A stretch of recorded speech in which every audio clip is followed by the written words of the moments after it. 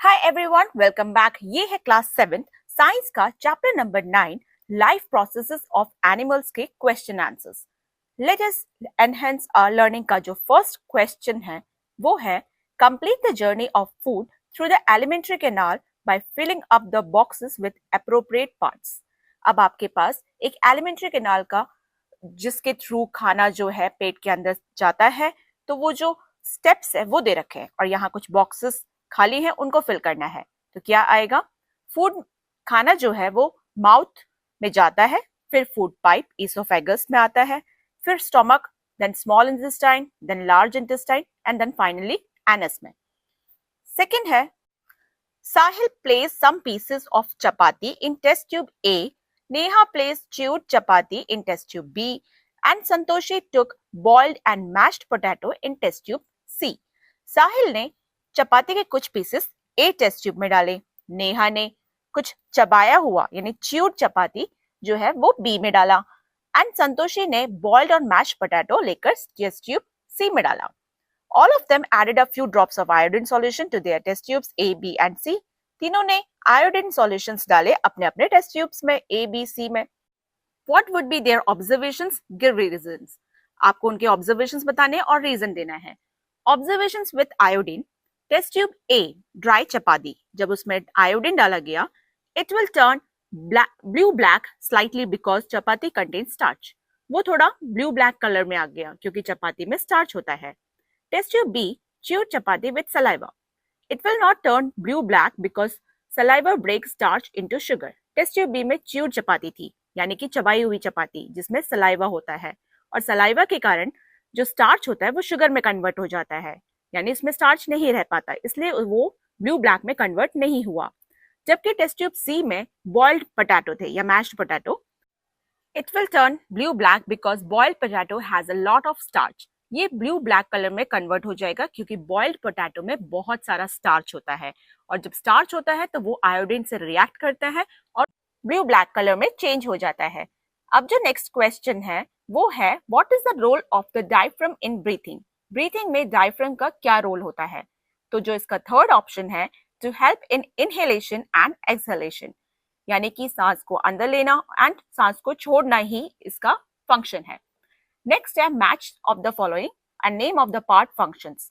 तो फर्स्ट है nostrils. Nostril का जो मैचअप है वो फर्स्ट ही दे रखा है, that is fresh air from outside enters. इसका फंक्शन है कि बाहर की जो अच्छी फ्रेश हवा है वो अंदर लेते हैं। Nasal passages, tiny hair and mucus help to trap dust and dirt from the air we breathe. जो हवा हम सांस लेते हैं वो हमारे जो नेसल पैसेज में जो टाइनी हेयर होते हैं, छोटे छोटे बाल, और जो म्यूकस होते हैं वो उसको ट्रैप कर लेते हैं डस्ट एंड डर्ट को।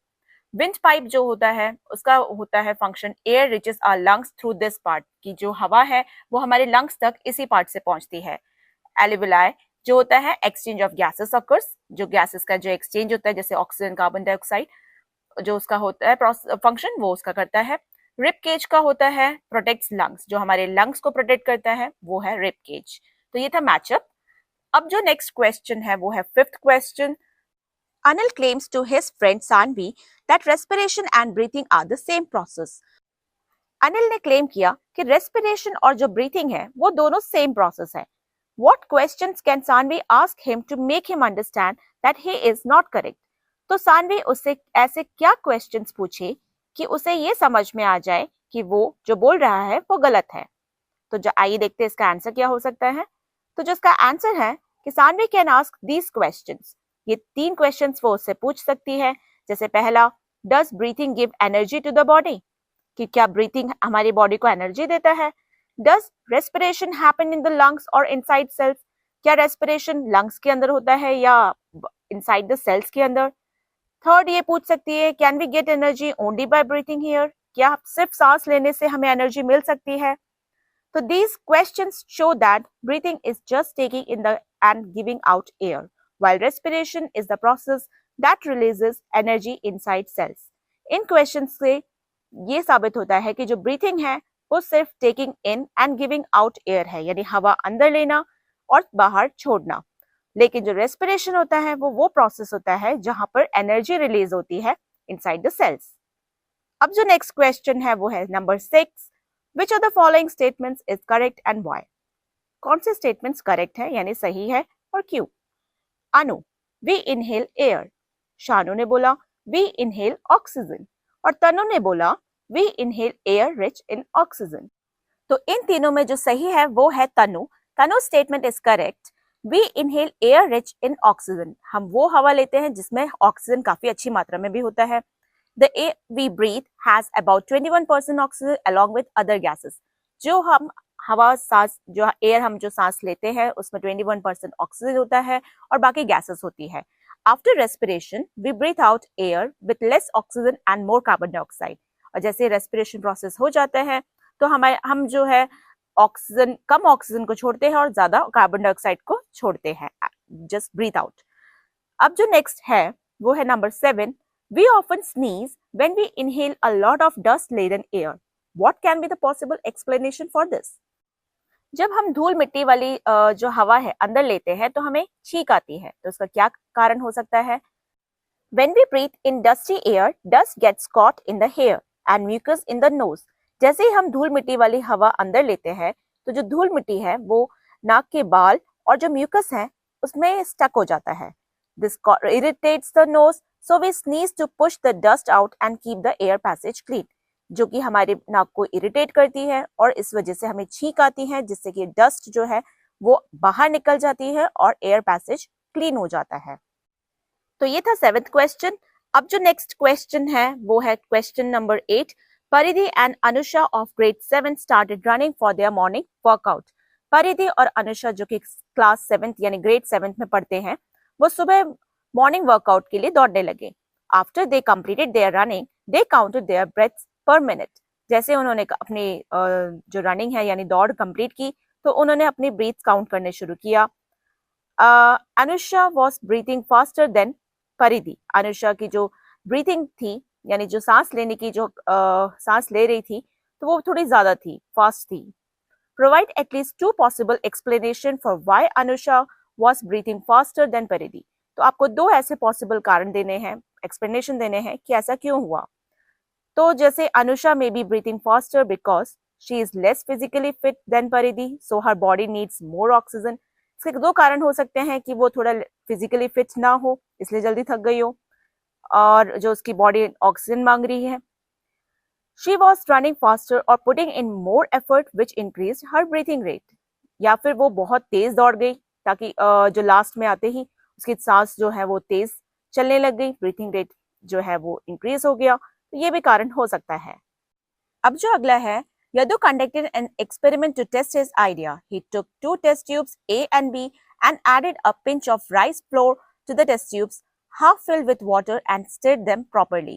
यदु एक एक्सपेरिमेंट करना चाहता था इसलिए उसने 2 टेस्ट ट्यूब्स लिए A and B. दोनों में उसने राइस फ्लोर डाला और उसको आधा पानी से भर दिया और उसको अच्छे से स्टिर यानी कि प्रॉपर मिला लिया. To test tube B he added a few drops of saliva. B test tube में उसमें थोड़े से ड्रॉप सलाइवा का डाले. सलाइवा यानी माउथ में जो वाटरी कंटेंट होता है उसको हम सलाइवा कहते हैं. He left the 2 test tubes for 35 to 45 minutes. उसने दोनों टेस्ट ट्यूब्स को 35 से 45 मिनट्स तक एक जगह ऐसे रख दिया. After that he added iodine solutions into both the test tubes. फिर उसने आयोडीन सॉल्यूशन डाले दोनों में. Experimental results are as shown in figure 9.15. दोनों का एक्सपेरिमेंट रिजल्ट दे रखा है. What do you think he wants to test? आपको क्या लगता है कि वो क्या टेस्ट करना चाहता था? Yadu wants to test the effect of saliva on starch. वो सलाइवा पर स्टार्च का इफेक्ट चेक करना चाहता था यानी टेस्ट करना चाहता था. Saliva breaks down starch into similar substance. Saliva जो है वो स्टार्च को छोटे सब्सटेंस में कन्वर्ट कर देता है यानी ब्रेक डाउन कर देता है. The iodine test shows whether starch is present और नॉट. और आयोडीन टेस्ट जो है वो स्टार्च उस टेस्ट ट्यूब्स में प्रेजेंट है या नहीं वो टेस्ट करेगा. तो टेस्ट ट्यूब बी में सलाइवा था इसलिए वो ब्लू ब्लैक कलर में चेंज नहीं हुआ. टेस्ट ट्यूब ए में सिर्फ स्टार्च था इसलिए वो आयोडीन सोल्यूशन डालते ही ब्लू ब्लैक कलर में चेंज हो गया. अगला है Rakshita designed an experiment taking 2 clean test tubes A and B and filled with the lime water as shown in the figure. रक्षिता ने एक एक्सपेरिमेंट डिजाइन किया. उसने 2 टेस्ट ट्यूब्स लिए A and B और उसको लाइम वाटर से fill कर दिया. In test tube A, the surrounding air that we inhaled was passed on by sucking air from the pipe, and in test tube B, the exhaled air was blown through the pipe. अब test tube ए में जो surrounding की हवा जो है यानी आसपास की जो हवा है उसको इनहेल किया गया, एक पाइप था सकिंग पाइप उससे, और टेस्ट ट्यूब बी में उसके अंदर हवा डाली गई, एक्सहेल किया गया यानी सांस लेने के बाद ब्लो किया गया उसके अंदर, जैसे आप देख पा रहे हैं इस एक्सपेरिमेंट्स में। What do you think she is trying to investigate? तो वो क्या इन्वेस्टिगेट करना चाह रही थी वो आपको बताना है। And how can she confirm her findings, और वो अपनी जो भी रिजल्ट आया उसको कैसे फाइंड कर सकती है, क्या हुआ एटसेट्रा। तो इसका जो आंसर है वो है Rakshita wants to find out whether exhaled air has more carbon dioxide than inhaled air। वो ये टेस्ट करना चाहती थी कि जो हम सांस छोड़ते हैं, एक्सहेल करते हैं, उसमें कार्बन डाइऑक्साइड की जो मात्रा होती है वो इनहेल एयर से ज्यादा होती है, यानी सांस लेते हैं तो कम होती है, सांस छोड़ते हैं तो कार्बन डाइऑक्साइड ज्यादा होता है। The lime water in test tube B exhaled air will turn milky faster than in test tube B। Test tube B से लाइम वाटर जब हम उसको ऐड करेंगे टेस्ट ट्यूब B में और दोनों में डाला गया तो टेस्ट ट्यूब B जो है वो मिल्की कलर में कन्वर्ट हो गया एज कंपैरेटिवली A से। This shows that exhaled air contains more carbon dioxide. इस वजह से ये साबित होता है या शो करता है कि एक्सहेल्ड एयर यानी कि हम जब सांस छोड़ते हैं उसमें कार्बन डाइऑक्साइड की मात्रा ज्यादा होती है। तो ये था चैप्टर 9 के क्वेश्चन आंसर्स। अगला वीडियो मैं बहुत जल्दी लेकर आऊंगी जिसमें आपको चैप्टर 10 के क्वेश्चन आंसर्स मिल जाएंगे। Thanks for watching. Till then, bye bye, take care, please like, share, comment and subscribe.